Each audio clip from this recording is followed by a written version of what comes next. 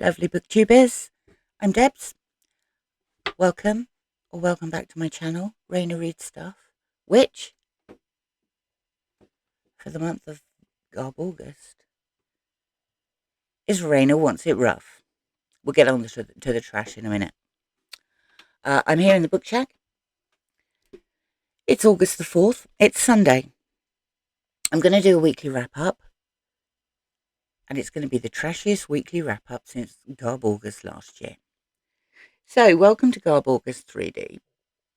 I was very excited to start it. I'm going to go through a couple of things first before I get to the trash. First, I am apologising to all of you who have commented on my videos in the last week. I haven't got around to responding. I'm going to do so immediately after I've done this video. Secondly, welcome to lots of new subscribers. It's lovely to see you here. I hope you enjoy. It's going to be a bit of a trashy month. Be warned. Two things I'm reading that aren't trash. Well, actually, not everything's trash, but two things I'm reading that aren't for GarbAugust. One, As I Lay Dying by William Faulkner. It's for the Faulkner in August event that is organised by Greg at Another Bibliophile Reads and Al at Big Hard Books and Classics. I don't know when week one is. Was it this week? Is it next week? Anyway, I've read past where we're meant to read for week one. This is my first foray into a Faulkner novel, and I am loving it. Absolutely loving it. His drawing of the characters is so incredibly well done, and his use of language is interesting. I mean, he has parts of it where you just get this glorious description and the language is lyrical and beautiful, and then other parts, there are lots of colloquialisms and he's using the vernacular, and that's also great. But he's teasing these characters out. Each one has a voice of their own because the numerous short chapters are voiced by a different character each time. It rotates. Yeah, loving this so far. It's brilliant. The other thing I am reading is a book by Robert Hughes called The Fatal Shore. I'm reading this as a buddy read with John David. I'm about 150 pages in, and it's fascinating, this book. It's really well written. It draws you in. It's not dry in any way, shape or form. Extremely accessible, packed with information. I love the use of quite large excerpts sometimes of people's letters and diaries that have been discovered. This is all about Britain using Australia as a penal colony, and it builds up to that. So it goes through the history of why it needed to use it as a penal colony. I had absolutely no idea that prior to 1776 it was using America as a penal colony, by sending people to work with landowners,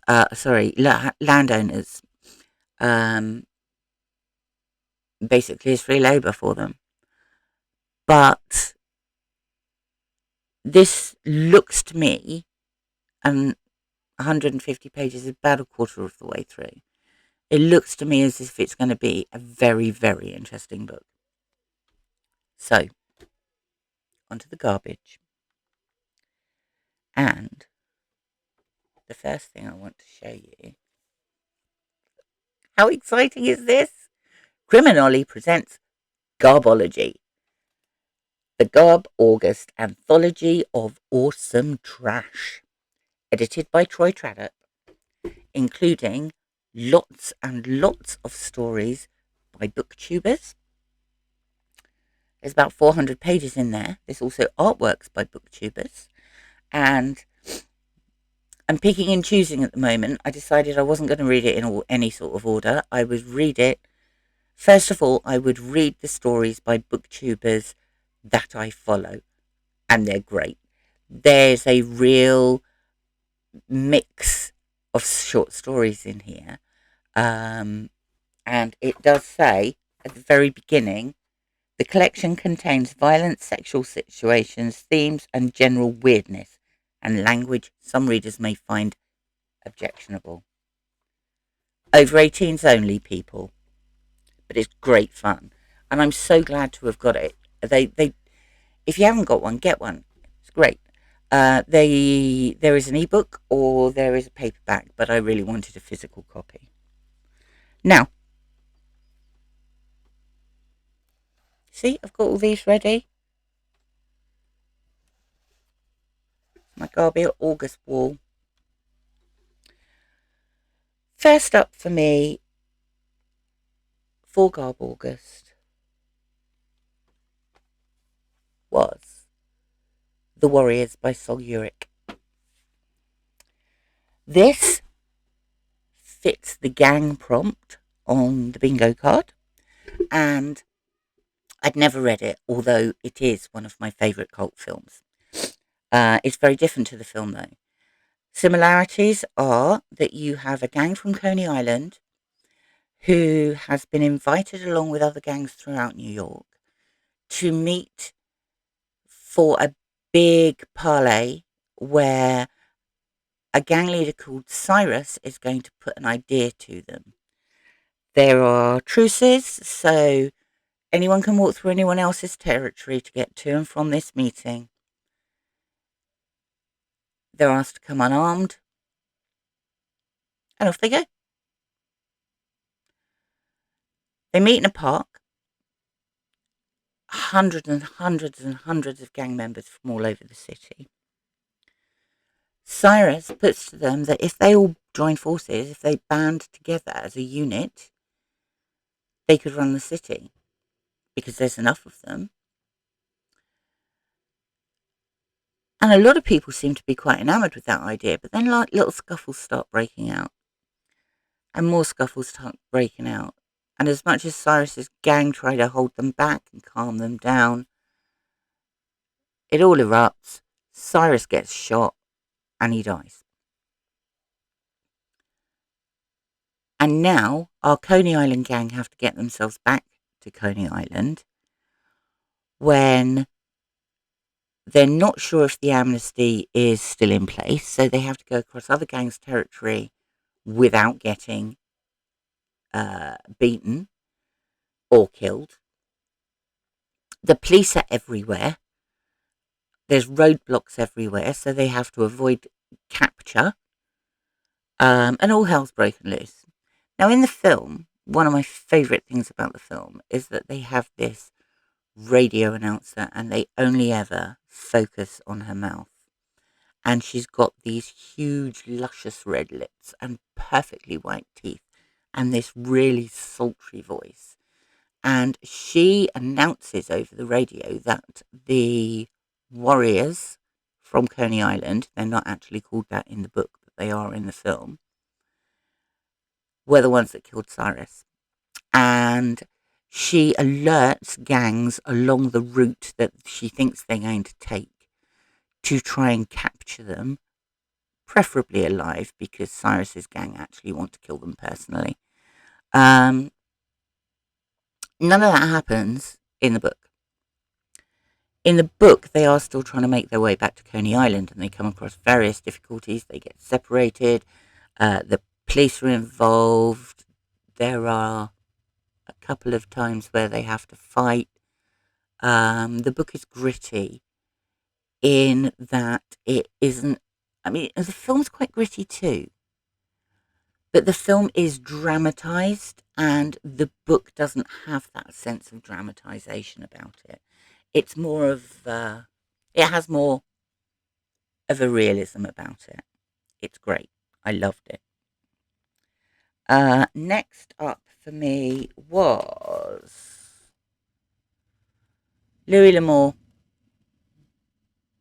Down the Long Hills, a novel.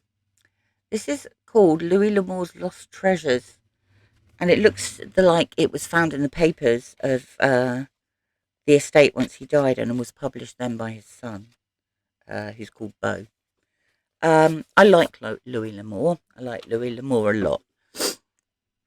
I enjoyed reading this. Not very believable though. You've got a wagon train heading west. On the wagon train is a 7-year-old boy called Hardy. He's being taken to meet his father, who has already gone out west, and he is going with a company in the company of a family friend who has a 3-year-old daughter called Betty Sue. Hardy is also taking his horse. He seems rather special because everybody loves him. Anyway, I think he forgets to tie the horse up. So he wakes up in the early hours of the morning, realises his horse probably isn't there. They're leaving out first thing in the morning, knows he's going to get into trouble. So he heads off pre-dawn to try and find the horse. Then he realises Betty Sue is following him. They eventually find the horse, but by the time they head back to camp, their group of wagons has been attacked by Indians. Every single one of them has been killed. The wagons have been set on fire. So Hardy grabs what food he can, puts Betty Sue on his horse. He's too small to get on his horse himself without assistance, and heads off into the wilderness, planning to go west to try and find his father. Then they are spotted, after surviving for a couple of days, they are spotted by a couple of Native Americans, well, one Native American who is in the company of others. But this guy wants the horse, so he starts tracking the children to find out where they've gone, in a bid to steal the horse. In the meantime, a messenger has come across the burnt out wagons and galloped off to the town where Hardy's father is, and told him that they didn't find any children's bodies there, but it doesn't look good. They could have been captured by the Native Americans, or they could have been killed and buried somewhere else, or they could be lost in the wilderness. And then a couple of bad guys spot the horse as well, and they want it too. So a 7-year-old boy is out in the wilderness for weeks on his own, on a horse that he can only ride if he can stand on something like a tree branch first, with a 3-year-old girl in tow. He has to look after her, find shelter, find food, avoid the Indian and the 2 horse thieves that are after his horse, and they come across a grizzly bear. Yeah, so not the most believable in the world. Still enjoyed it though, just not the most believable. I don't know if that's going to check off any prompt at all, but I just enjoyed reading it. Next up, Cult Initiation. This is by Mirah Shell. This is a novella. I have used it for the cults prompt on the bingo card. I don't know what to say about this really. Thankfully it was quite short. Maybe that's the best thing to say about it. So, concept is you have a young girl, she's just coming up to 18. She lives in a commune, a cult commune. On her 18th birthday, the cult leader chooses her, and she is initiated into the higher echelons of the cult, which basically means she has to undergo an initiation ceremony. So that's the first 3 pages of the book. The rest of the book, the initiation ceremony involves blindfolding her I think they've tied her hands behind her back as well. And then she's gang raped by virtually everyone in the higher echelons of the cult. The cult leader, all his cronies, all their wives, a couple of inanimate objects. And then the following day, she's not blindfolded this time. They all have a big orgy. That appears to be it. It's very rude. It did nothing for me whatsoever. Apart from check off the cult box on the bingo card. Right, this one. This one. These I always enjoy. Marshall Grover is an Australian writer who writes westerns. And they're quite modern as well. I think this was 2000. I don't know. It was within the last sort of 10, 15 years. This is Larry and Stretch, Arizona Wildcat. Larry and Stretch are a couple of Texans. They never appear to be in Texas. They take offense when anybody insults Texas or Texans. And it's basically, they're good guys. But they play it a bit wild with the laws occasionally. On this one, they're helping a guy whose only chance of not going bankrupt is to herd a couple of thousand head of cattle up west to sell them. The night before they go, Larry wins a wagon and all its contents.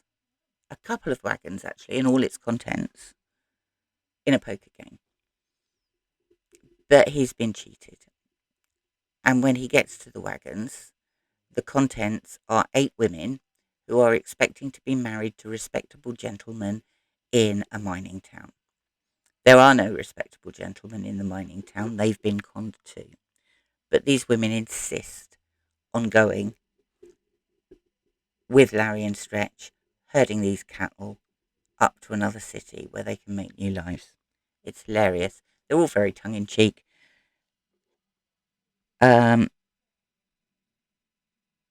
It wasn't Arizona Wildcat I read. It was Ride to Glory.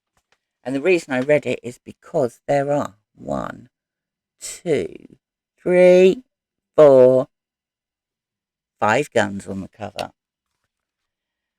So that's the more than 2 guns on the cover book. Now, I don't really know what to say about this one either. It's written by Misty Vixen. I don't think that's her real name. It's a fantasy men's harem adventure.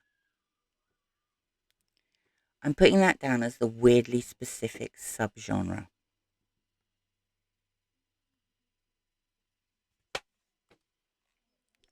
It's called Goblin Girls. Oh, it's gone. Goblin Girls Do It Better. Isn't that not the funniest title ever? Sensing a bit of innuendo there. This also features lots of sex. I'd never heard of a harem book. This is one. You've got a guy who is human. He's an adventurer. He's previously travelled with a goblin woman who he liked very much. They were friends. Then they went their separate ways. One day he's walking through the woods. He comes across another goblin woman who's being attacked, and he helps her. Turns out she's a friend of his friends, and their village has been attacked. All the menfolk have been killed. She wants his help to try and gather together the remnants of their tribe and start rebuilding. And by rebuilding, she doesn't just mean the houses. They need to rebuild the tribe. But he's the only man. And so he's going to have to impregnate quite a lot of goblin women, which he proceeds to do. unlike the cult one, which was just there's a cult, everybody has sex. This had slightly more of a story to it and was slightly more amusing. I quite liked it, actually. It's not the sort of thing I would read every week, but I quite liked it. This one I quite like too. Witchy Awakening. This one's for Alice.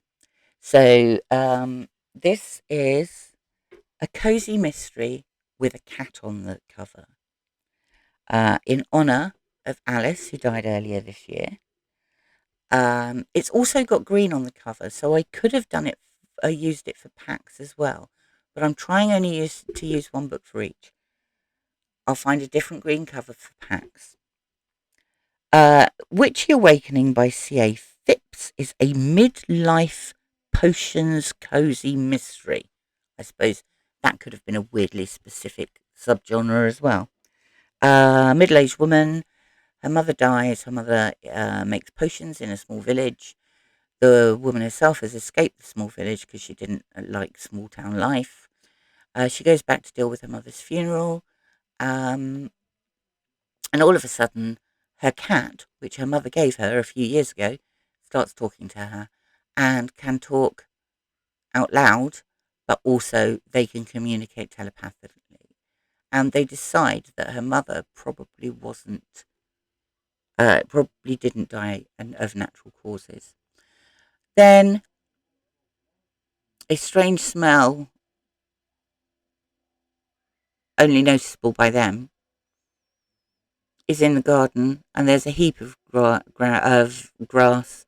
And when they start investigating, there's a body underneath it. It's the guy next door who's been buried in the back garden. And between them, they've got to sort all this out. This was quite entertaining. Again, not something I would read on a week-to-week basis, but I don't mind these at all, actually. I think they're fun. And certainly, I would try some of these again. I think I'd probably draw the line at the cult sex and the goblin sex, but I'd try these again. Finally, the group read. Valley of the Dolls by Jacqueline and Susann. I was gripped with this. I read it in 2 sessions, one sort of evening session, and then I finished it off the following morning. It's about 400 pages. It's about a small town girl who goes to New York in the 40s. And she just wants to change. She wants to get out of small town life. She doesn't particularly get on with her mother or her aunt. Her father isn't around anymore. So she goes to New York. She takes the first job she can, which happens to be at a theatrical lawyer's. And she finds an apartment. She befriends a young girl in the apartments who works in a vaudeville act and helps her to become famous. And they meet all sorts of rich and wonderful people, actors and actresses and singers and cabaret stars. But then one of them starts struggling. They make other friends along the way as well. And they start pill popping. And they take pills to go to sleep. Well, Anne doesn't. But some of them are taking pills to go to sleep. They're taking pills to wake up. They're taking pills to get thinner.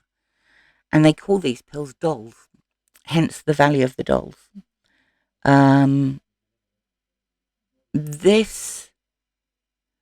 It gripped me. I really enjoyed it, but it wasn't great. I don't know how to understand it. I couldn't put it down. But I don't think it was a great book. I think it was an enjoyable, entertaining book. Now, the other thing, couple of weeks ago, Criminally mentioned that he'd come across a new game on Instagram that had been initiated by an author called Mark Hodder. Is that right? Let me just check.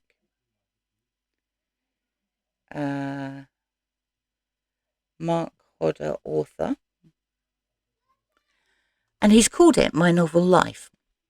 And the idea is that you read a book from the year that you were born. It has to be a novel. It has to be a book that you haven't read before, although it can be an author you've read before.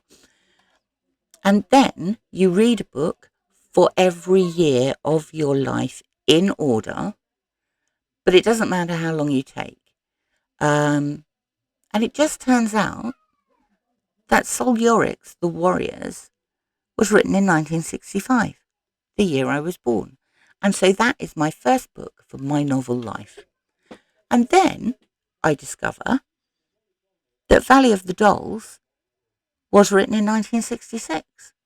So that's the first and the second novel, my novel life books, checked off my list. How great is that? Valley of the Dolls also counts for a big book of summer. So that's me. Week 1 of GarbAugust officially starts next week. But look, I don't know if you can see. Weirdly specific subgenre, more than 2 guns on the cover, Alice's Cozy Cat Mystery, gangs, and cults, and group read, already checked off. Storming it. Absolutely storming it. Let me know what you're reading. I hope you're reading very entertaining stuff and taking part in GarbAugust. All the information about GarbAugust will be listed below. Have a lovely, lovely reading week. Thank you very much for popping by. It's always great to see you. I'll speak to you soon. Bye for now.